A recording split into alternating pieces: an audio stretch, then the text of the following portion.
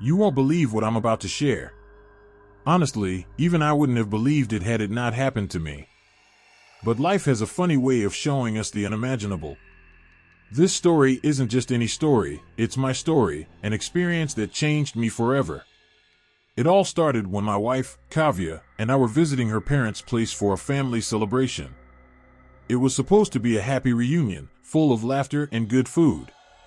Her family was from a small town where everyone knew each other, and there was something charmingly old school about the place. Now, I'll admit, I'm a skeptic. Ghosts, spirits, supernatural entities? Nope, not my thing. I believe in logic, science, and things I can explain. Or at least, I used to. That evening, Kavya's mother mentioned a vacant plot of land near their house. No one touches that place, she said with a whisper, like she didn't want anyone, or anything, to overhear. It's cursed. I chuckled. Cursed? Really? Come on, Ma, it's the 21st century. Kavya nudged me to stop. Don't make fun of these things, she warned, her eyes serious. But curiosity got the better of me. I decided I had to see this so-called haunted land for myself. The next morning, while everyone was busy with preparations, I sneaked out. The plot was only a few minutes away, and when I got there, it looked ordinary. Overgrown weeds, a few broken structures, and nothing particularly eerie. Cursed, huh? I muttered, kicking a rock.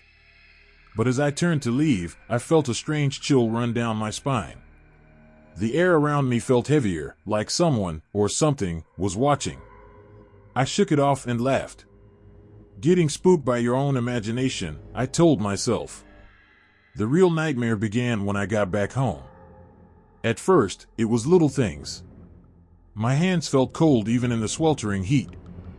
I'd hear faint whispers, but when I turned around, no one was there. Kavya noticed I was acting weird. Are you okay? She asked. You've been different since you came back. I brushed it off as exhaustion, but deep down, I knew something was wrong. That night, as everyone slept, I felt my body freeze. I couldn't move.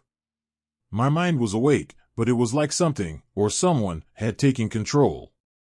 Suddenly, I started laughing uncontrollably. It wasn't me. I could feel it wasn't me.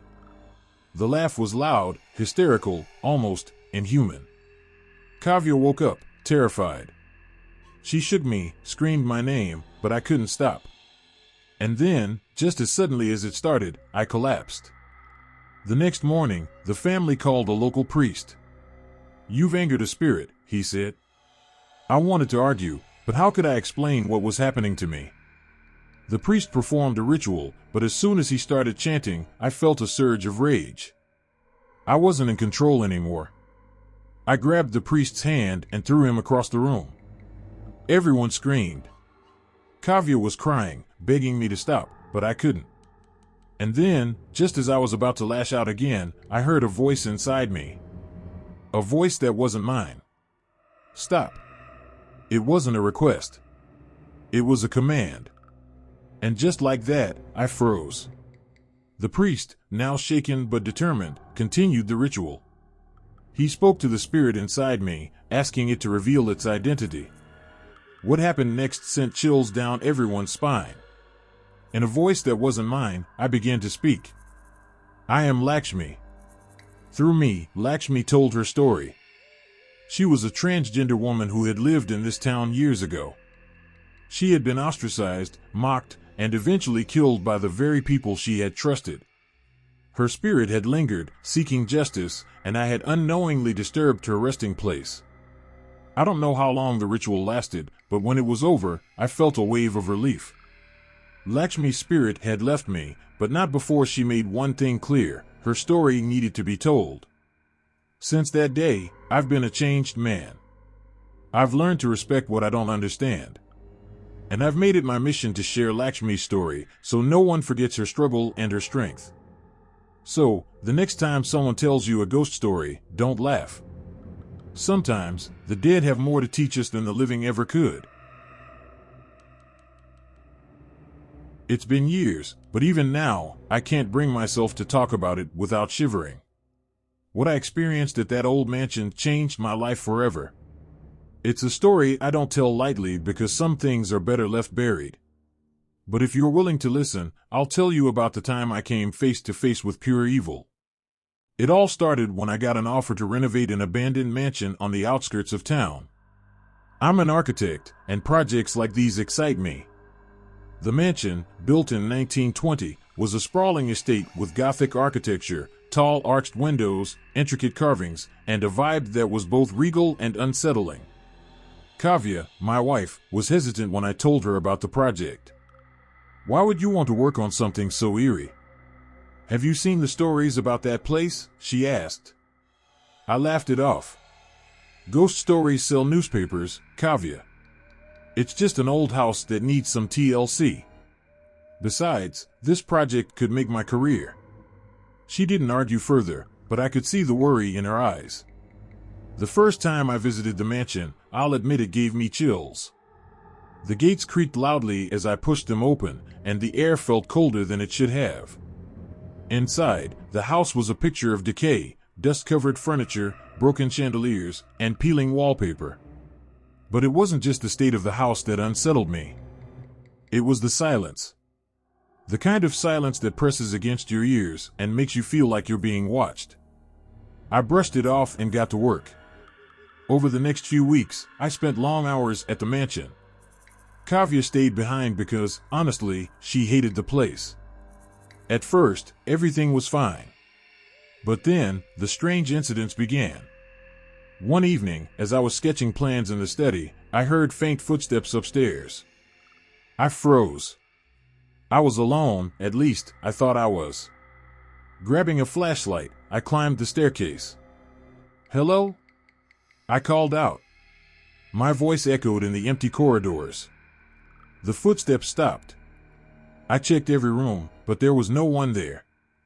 Just as I was about to head back downstairs, I felt a cold breeze brush past me. It wasn't just cold, it was icy, and it carried a faint, sickly sweet smell, like old roses. That night, I couldn't sleep. I told myself it was just my imagination, but deep down, I knew something was wrong. The next day, I found a portrait hidden in the attic. It was of a young woman, her piercing eyes staring straight at me. There was something about her that sent shivers down my spine. On the back of the portrait was a name, Mira. When I showed the portrait to the caretaker, his face turned pale. "Burn it," he whispered. "Why?" I asked. He hesitated, then said, "She's the reason this house is cursed." According to him, Mira was a servant in the mansion in the 1920s. She had fallen in love with the master of the house, but their affair ended in betrayal and tragedy. Mira was accused of witchcraft, and in a fit of rage, the household turned on her. They tortured her and left her to die in the mansion. Her spirit, they said, never left. I didn't believe him. It was just another ghost story, right? But as the days passed, I began to feel her presence. Lights would flicker, objects would move, and at night, I'd hear whispers calling my name. One night, everything came to a head. I was working late in the study when I heard a blood-curdling scream. It sounded like it was coming from the basement. My heart raced, but I couldn't ignore it.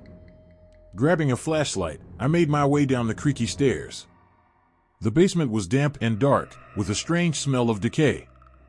As I moved deeper, my flashlight flickered, and then it went out completely. I was plunged into darkness. And then I saw her. Mira. She was standing at the far end of the room, her eyes glowing, her face twisted with anger and pain. She began to walk toward me, her movements jerky and unnatural. "You shouldn't have come here," she whispered, her voice echoing all around me.